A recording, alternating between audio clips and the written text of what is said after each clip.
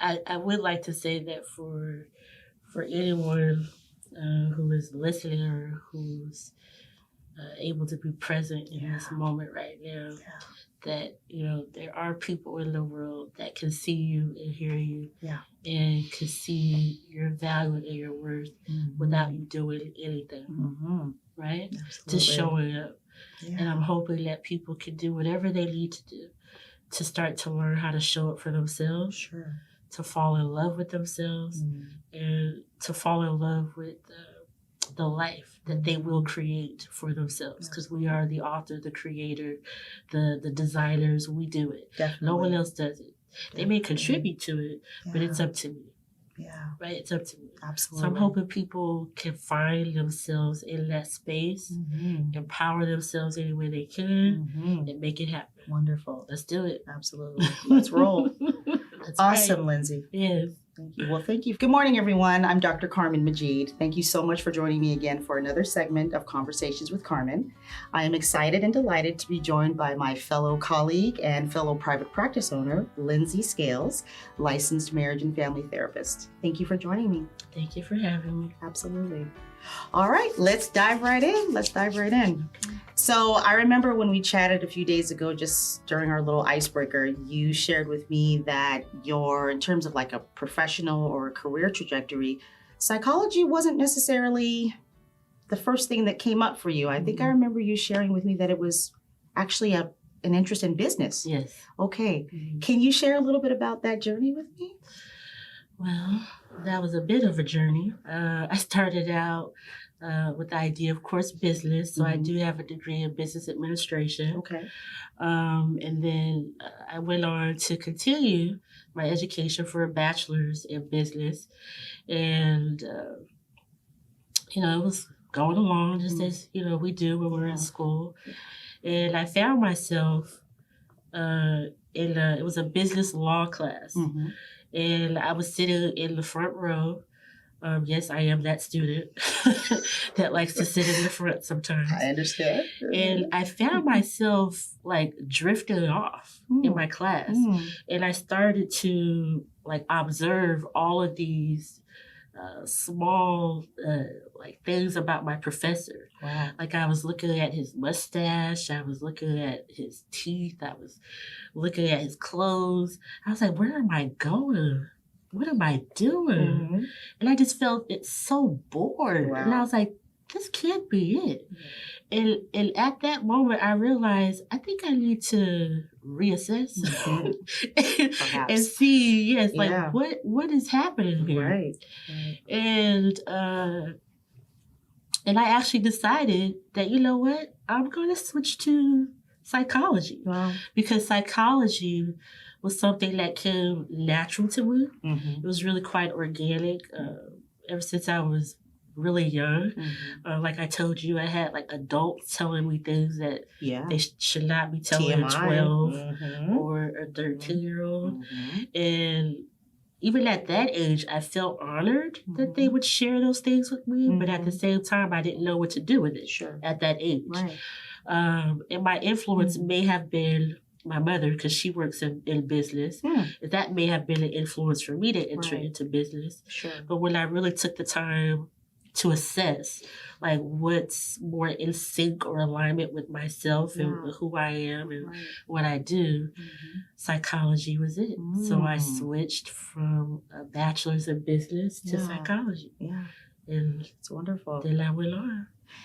And did it feel 100% natural, or was there a little bit of reticence during that transitory period? Oh, it felt 1,000% natural. Sure. Okay. 1,000% natural.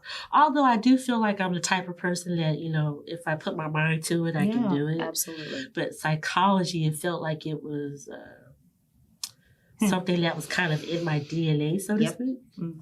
Yeah. I hear that. I definitely hear that. And so to me, that not only was that like taking a leap of faith, but also, from my perspective at least, leaning into your gift, if you will, honoring yourself.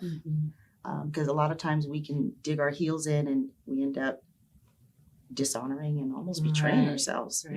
Because, we don't realize a gift is a gift until we kind of go through a bit of turmoil and Exactly. some turbulence and run away from it and fight it. Absolutely. And then we're like, oh. Yeah. Especially when you keep circling back, or it's in that Right. back pocket and you can't seem to Right. shake it, you know. Right. So, okay, Right. wonderful. Excellent. Well, okay, so maybe share a little bit with us about, so once you landed on psychology, mental health, you knew that was your Mhm. calling, so to speak. I know that you found your way in terms of working with a particular population of clients, sexual offenders. Mhm. So I know perpetrators, victims, a combination thereof. Take us on that journey. Well, that also started with kind of like a fluke as well, which also assisted me in changing my major. Yeah. I have a really close friend. Her mother told me about this position. And she said, you know what, I think you would be really good at this. Wow. And it happened to be like a counseling position at a sexual rehabilitation facility for 44 boys. It's a lockdown facility. And so I applied for the position, and because I didn't have experience, like they really tested me. Wow. Like they were asking me questions about different scenarios, asking me questions about, you know, why do I have an interest in this and so forth, and what my aspirations were. And they hired me, which I appreciated. And it was an interesting perspective, right? Because I'm in a lockdown facility with basically adolescent boys. And you learn a lot real quick, right? You learn like what space is safe to be in, what space is unsafe.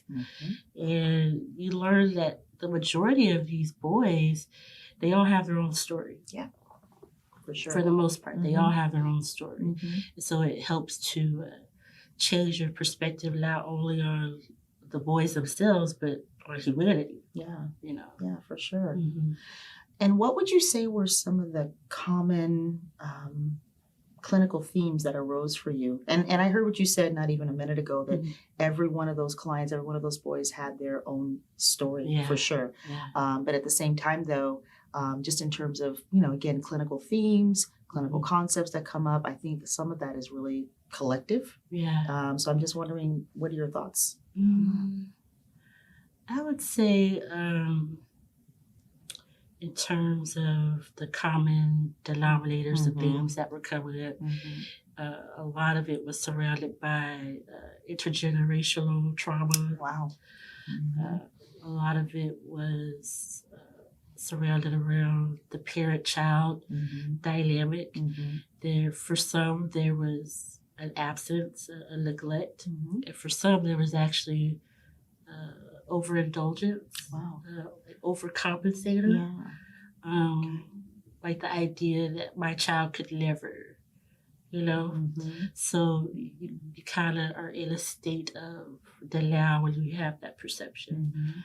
Then there's also, one thing that I really noticed with the majority of them, none of them knew how to cope with emotions.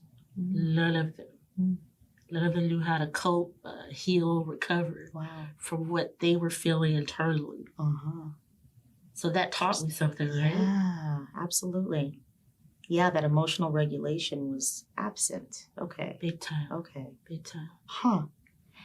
And how would you say you moved them or attempted to move them in that direction to help them to sort of, a step at a time, build that skill, acquire that skill of emotional regulation? What did that look like? I would say most importantly, it was to help them identify that they have a presence outside of this feeling. Right? Like I feel what I feel, but there's also something else going on within me that's even more powerful, more so something to recognize, right? Because, you know, we can be led by our feelings. Absolutely. But, you know, feelings are not always true. Exactly. You know, they lie to us all the time. But when you realize that and realize that I have a presence beyond what I feel, I think that helps you to see yourself in totality. Yeah, absolutely. And it's like creating a little bit of that healthy separation. Exactly. Not denying it or not taking personal accountability. Right. But just that healthy line of demarcation. Exactly. Okay. Exactly. And then, of course, Okay. letting them know that they have value, that Of course. they have worth, Yeah. and that if they have thoughts, that for them to share it is valuable, Absolutely. as opposed to having thoughts and holding it That's right. inside. That's right. Mhm. Well, because as we know, our thoughts definitely precede our feelings, Yes. which precede our behavior. Yeah. So it's beneficial to connect with your thoughts as much as Right. possible and verbalize those thoughts, to your point. Right, So, right. okay. Right. And validate them, of course. Absolutely. Yeah. Okay. Yeah. And I imagine that experience working with the boys grew you as a clinician and as a person. Mhm. And I'm wondering what your thoughts are about that. Well, I'm thankful. I'm Mhm. thankful for the experience. I'm honored, of course, by the experience. And in terms of my personal growth, because I was like a baby. I was a babe in psychology at that time. And I was able to make mistakes, and I was able to learn from them, and I was able to be supported and encouraged. Yeah. And I feel like even though, working with that population can be quite testy at times, it was all worth it because it was all information, feelings, emotions, experiences that helped me to get me to where I am today. And I appreciate that. Yeah, So, definitely. Definitely part of the building block. Yes. Yeah. Okay. That's wonderful. Thank Love you. that. Okay, so another population that you've had pretty extensive experience working with is individuals who are navigating HIV and AIDS. So talk to us a little bit about what led you down that path. You want the whole story? Whatever you're comfortable sharing, whatever you're comfortable. I'm here for it. Well, that started out, I was actually living in Georgia at the time. And I was enjoying myself in Georgia, but at the same time, I was like, you know what? I think I'm ready to go back home to California. Yeah. So I saw this position that it was a long, Wow. like, you know how they explain the job role? It was packed. I was like, I don't qualify for this. But I said, you know what? I'm going to apply for it anyway. Because I think that I would enjoy working, with this population. And I would enjoy being back in California, right? Sure. Give me back. Give me back. Yep. Right. So I applied for the position. Over the phone. During that time, it wasn't virtual. During that time, it was over the phone. And I got a call back, like, we want you to come over with us. Wow. And be a clinician, a clinical therapist. And so I was so excited, and I did what I had to do to get back out there, and I moved back. And I started working there, and immediately I just felt like this is it. This is it. Because I was able to work with a team of people. I worked with substance abuse counselors. I worked with people that provided housing. I worked with people that provided subsidies, like for food, like food vouchers. I worked with pastors or priests. Wow. I worked with scientists. Oh, wow. I worked with pharmacy reps. Like, I worked with so many people. But it was beautiful because we all had the common goal to support these people and remind them day after day that they have a reason to continue. Absolutely. So it was a different perspective versus the type of therapy that I do now. Sure. Whereas I'm working with people who are like, okay, I've been exposed to this virus. My life is over. Yes. What's the point of going on? Right? Right.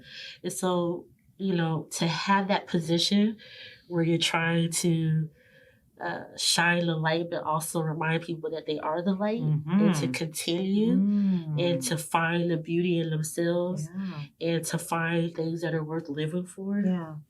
Wow. That's a wonderful, deep, like intrinsic, powerful feeling that you get from that. Absolutely. Wow. Yeah, I work with people who had never been to the beach and they live in California. Oh my gosh. Right. And to be able to show them that. I was going to say, was that an intervention? Maybe taking them to the, Yes. Love that. Yes. I love that. Yeah, when we spoke, a few days ago, you said, particularly with that journey, one of your consistent goals and intentions was to help them either discover for the first time or recapture the essence of my life holds value. Yes. My life holds purpose. Me being here for every day that I wake up and I'm still alive and well. Yeah. That's purposeful. Even though I'm navigating sickness or an illness, I'm still here. And that means something. You know, I remember we talked about that. Yeah. That's great. Yeah. All right. You mentioned to me also during our conversation that your purpose is to pour into others' lives. Mm-hmm. So I'm wondering how I feel like you've already sort of spoken to this, but how do you go about doing that in a mindful and intentional way? How does that show up? I would say for me, again, it happens quite naturally. Mm-hmm. It's more of a organic thing. I don't think it's something that I necessarily try to do. Mm-hmm. I am someone that I can meet a stranger and I do feel that human connection. Mm-hmm. Like I make eye contact. I sit in a way where I'm open to them. Right.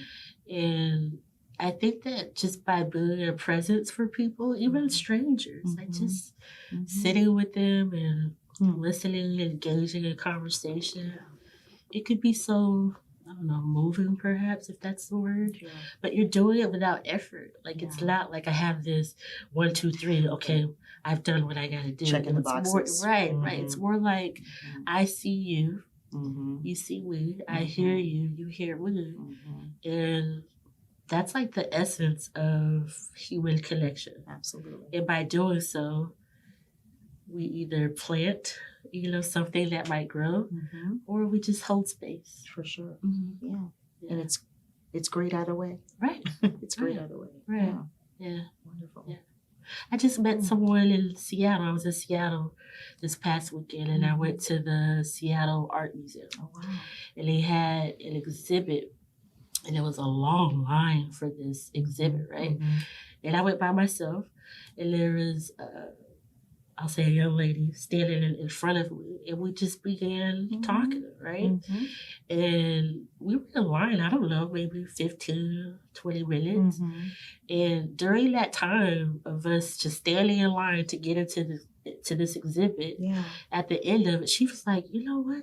She said, this is the most awesome conversation I think I've ever had. Wow. I said, me too. Oh my goodness. How amazing. Right. Yeah. And we ended up exchanging numbers, and she said, you know what? You have a permanent invitation here. I love it. Whenever you come back, please come by and see me.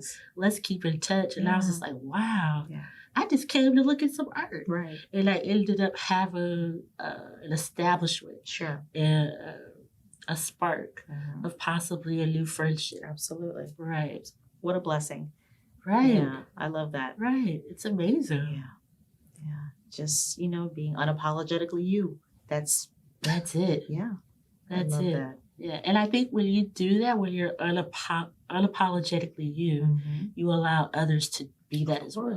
Well, you're reflecting that to them. You're reflecting it. And it's almost like, and I use this term loosely, but it's almost like being permissive, like giving someone permission, quote unquote, to just radiate themselves back to you. Because sometimes people, you don't know what people's stories are. You don't know what their narratives are. You don't know if they feel like they have to, dim their light a little bit or, but if you're being you and just putting it, then okay, it's like, oh, hey, this is a safe space. Right. This is a safe space. I can do what I need to do, what I want to do and show up. Yeah.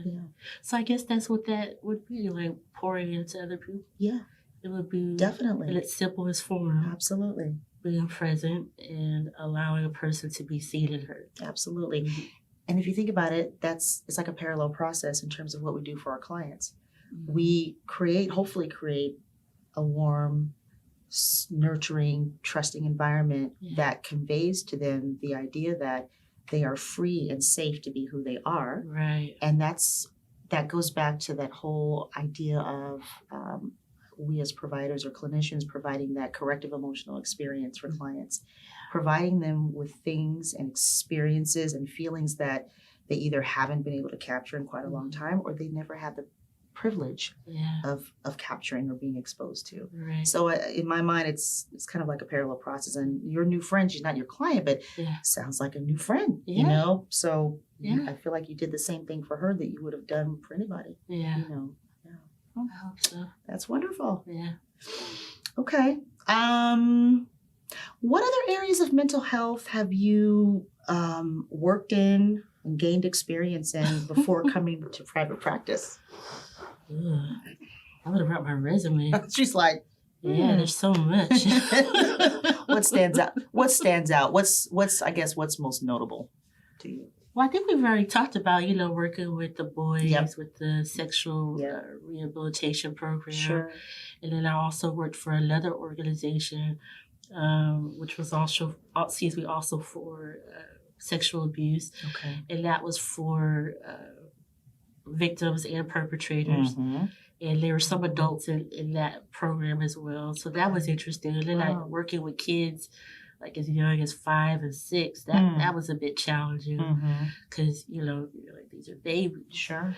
And then you're trying to navigate and figure out how to, provide, trauma-informed care, how to be sensitive, but also how to do the work so that they can go through their process and heal. And then, of course, working with, when I moved to Georgia, I worked with kids there. And that was interesting, having to go to people's homes. And I was dealing with people who, I guess you could say they're living like in poverty. Yeah. And that's difficult as well. Sure.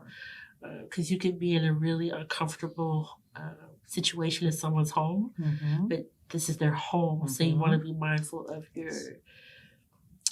your body language, your reaction, because I've been in houses that are like full of insects. Sure. It's not as clean, but you still have to respect them and realize that this is not just my house, this is my home. Yeah. So that could be challenging. Sure. And then working for Tri-City, I worked with them as a outpatient adult clinical therapist too, I believe. And that was interesting for moderate to severe. That was a nice program. Wow. And then eventually going to another agency, which was interesting as my first, because I was terrified. I was like, oh gosh, there's no like set check that's coming through here. Right? Like, I don't know what this experience is going to be like. My support, sure, my provision, I don't know. Right. So that was terrifying. But we did it anyway. Yeah. And we're here. Wonderful. And of course, and I've done other work as well outside of mental health, but still incorporated mental health, if that makes sense. Yeah. I worked with my family. I've done lawn care service. Yeah. I worked with my other uncle and his business with the hospital equipment, selling hospital equipment. I worked as a nanny. I worked as a driver.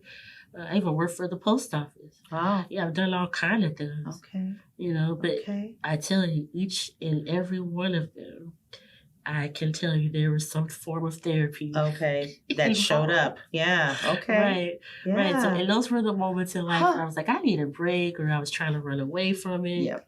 But I just couldn't. It was always like, you can't. You cannot run away from this. Yeah. I'm still here. Okay. Yeah. Okay. Yeah. I remember you mentioned those in between jobs. You didn't mention the post office, so that's very interesting as well. Okay. Yeah. All right. And it's funny, when I was on the job, you know what people said?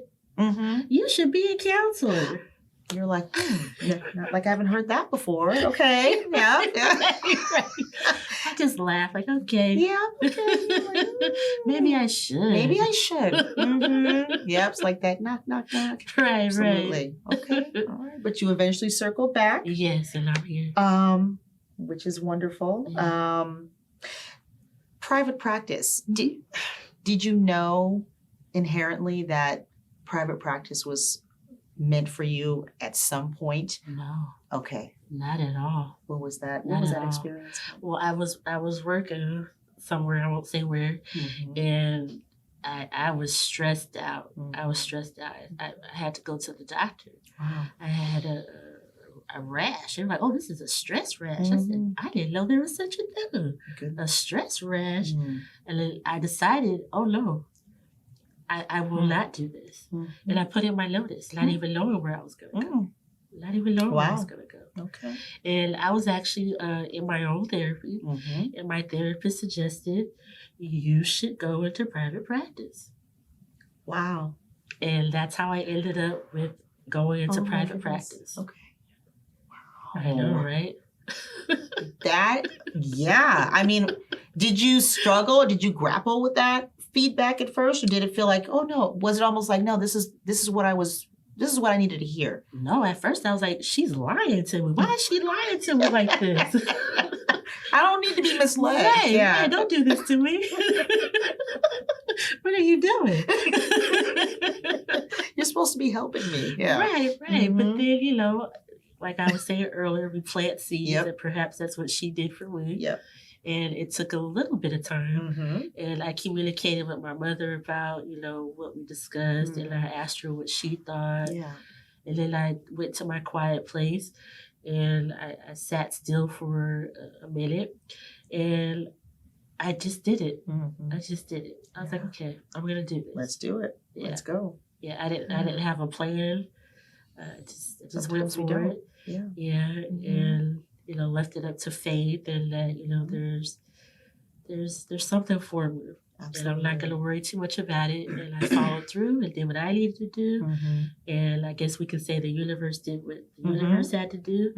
And I got accepted into that agency. Yeah. Okay. Yeah, and I worked there, I think, for maybe about 1.5 years, I think I was there. Okay. And then I had a therapist friend there that was like, you need to come over to Soul Tillers. Yes. Bring it on over here. Right. And I was like, I do? Tell me why. Right. Yeah. She was like, yes. She was like, and one of the reasons she says because they're transparent. Where I was, they were not transparent. Okay. They didn't want to share any of the information in terms of how things maneuver, billing, clients. They just literally wanted me to show up, do what I do, and that's it, right? Yeah. But she was trying to tell me that Soul Tillers, they have transparency. Yeah. It's more of a community environment, and you get to decide what you're comfortable with and what you're not comfortable with. Absolutely. And it took me a little while to come over to Soul Tillers. My friend literally got upset with me. She was like, you need to come, like she changed her tone, like, you need to come over here. I was like, okay. All right. Okay, I hear you. Yes, I'll make it happen. Yes, ma'am. Yeah. Okay. But she knew what was waiting for you. Yeah. She did. She knew what was better for me than I did at that time. And I so appreciate her for that. Because now I've been here at Soul Tillers, I think it'll be 5 years in March or April, I believe. So I'm really glad that she encouraged me to come on over, and because I've been really happy ever since. Like I was like, what did I wait so long for? What took me so long? Yeah. Wonderful.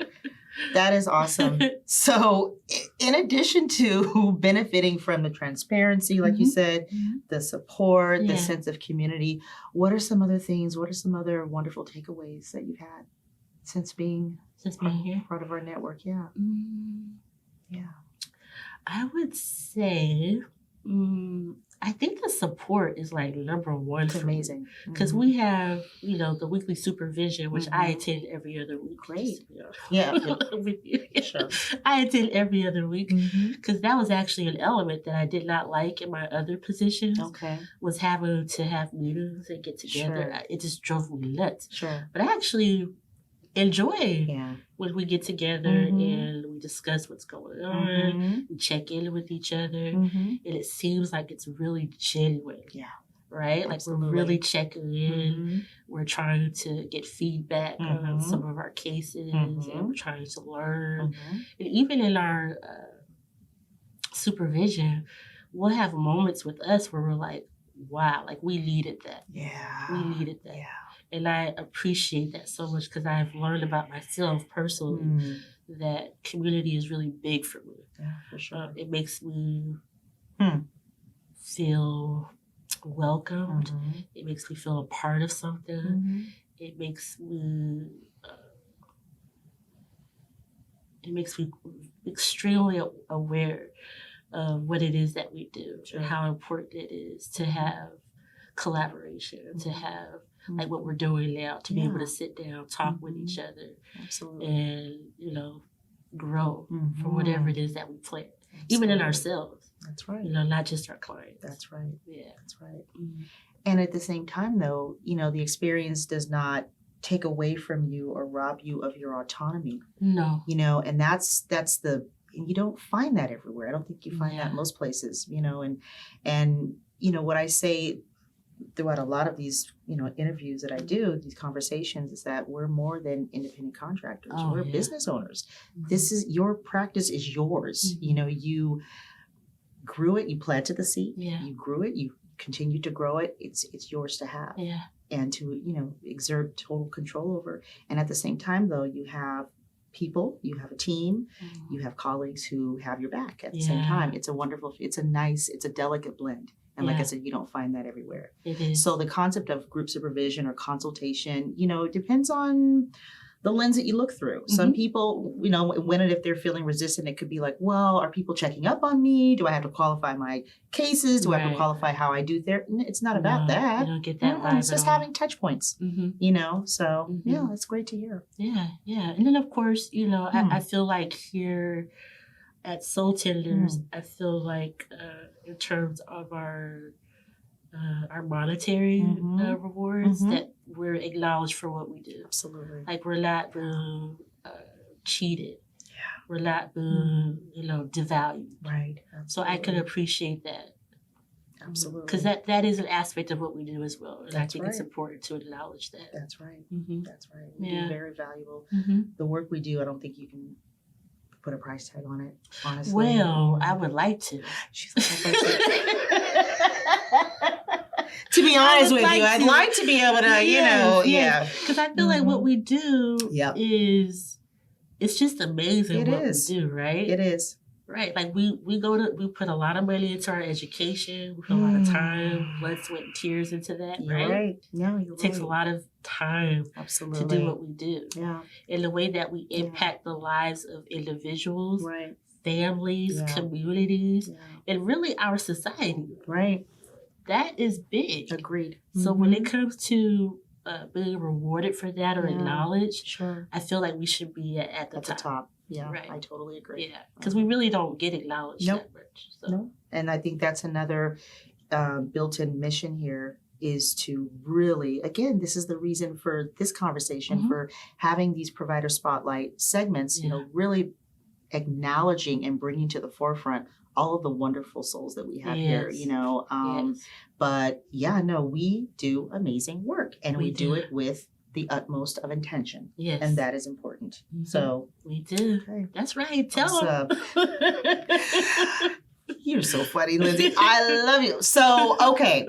What suggestions or guidance would you give people who are teetering with the idea of stepping into private practice, and maybe just even stepping into private practice here with Soul Tenders? What advice or feedback would you give individuals who are maybe like on the fence or just even curious? What would you say to somebody? I would say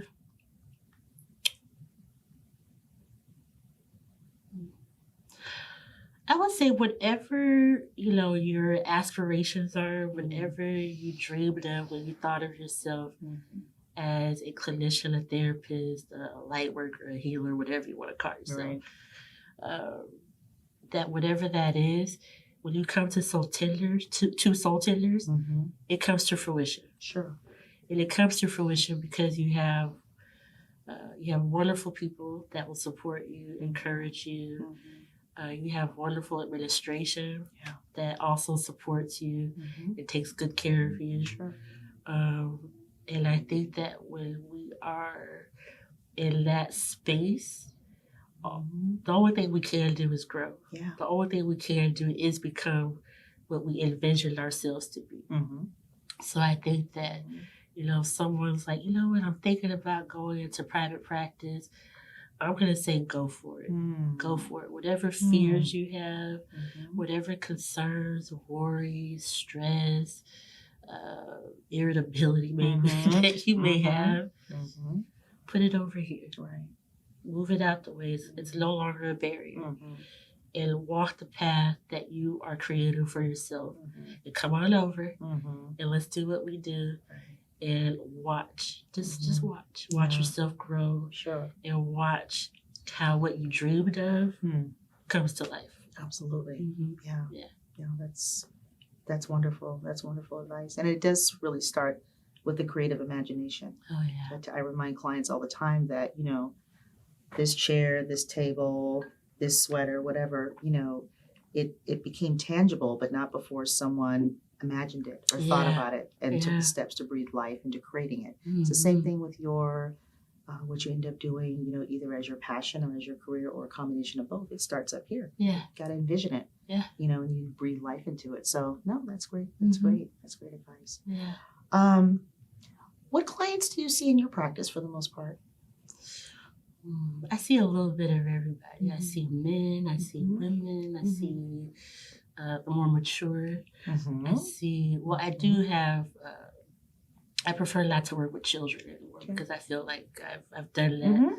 And I feel like in terms of what I am capable of providing, it would be more conducive for someone who's had a bit of experience. So I work with all ethnicities, races, nationalities, cultures, socioeconomic statuses. I'm here for it. Wonderful. My observation when I have a new client is basically their willingness to participate and their openness. Yeah. Right? Like I'm willing to do it, but am I also open? Right.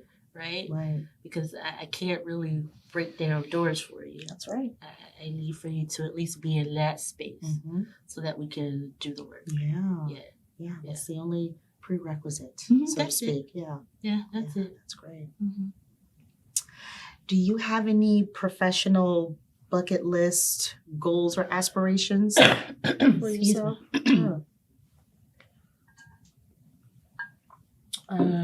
Bucket list.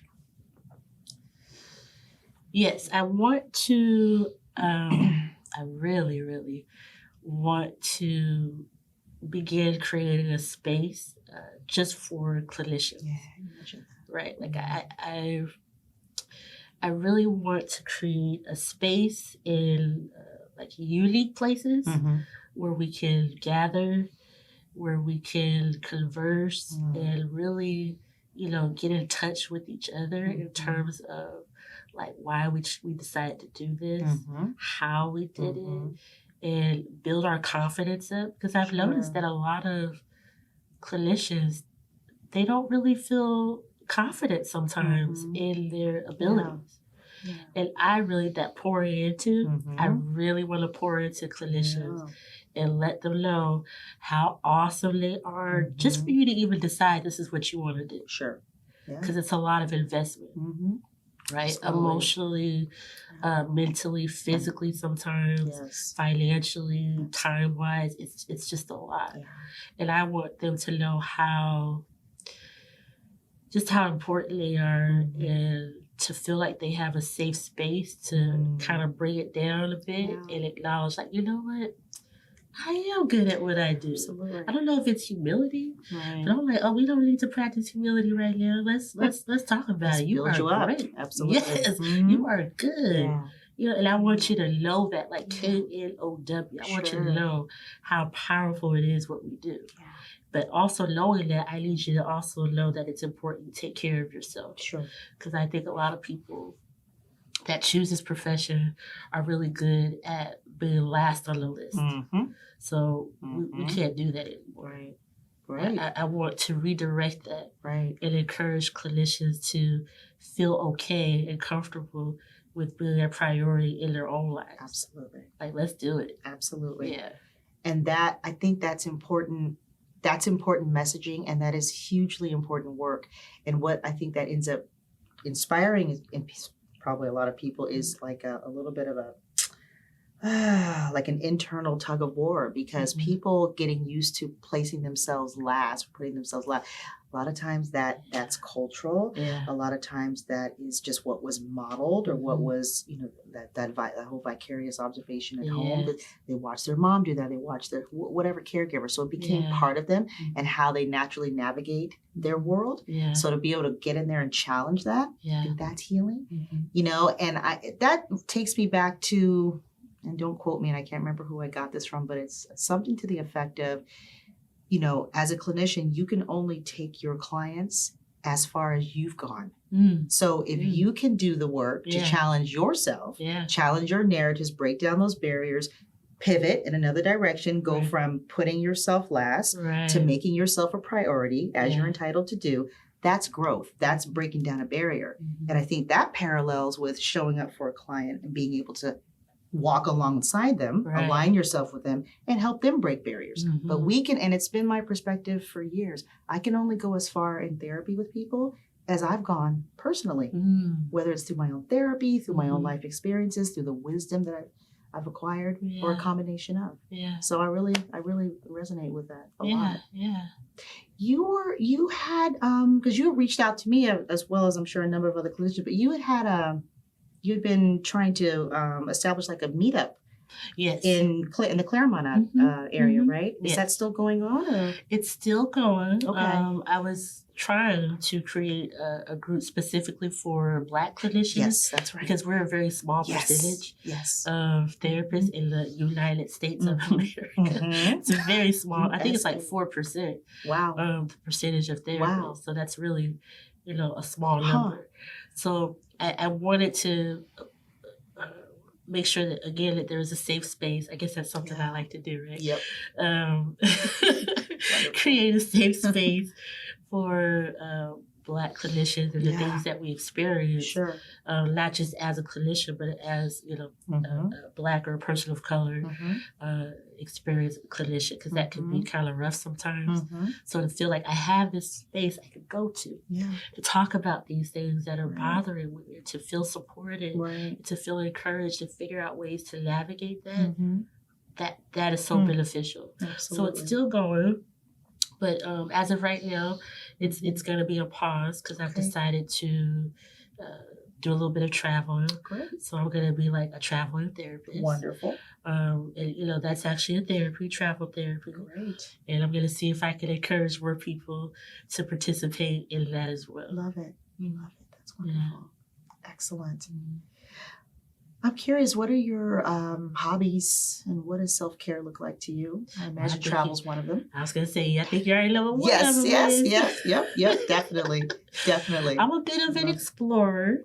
I think they call that a wanderer. I like to, I'm the person, we go on a road trip and you see that sign over there that says, come over here and check this out. I'm like, let's go check it out. I'm game. Let's go. Right, let's go. Yeah. And I really just love that, just being adventurous. Recently, I went on a road trip to different national parks, and there was like a meteor along the way, where a meteor had landed. I guess I think it was in New Mexico or Arizona. Wow. And I said, let's go check it out. And it was amazing. Wow.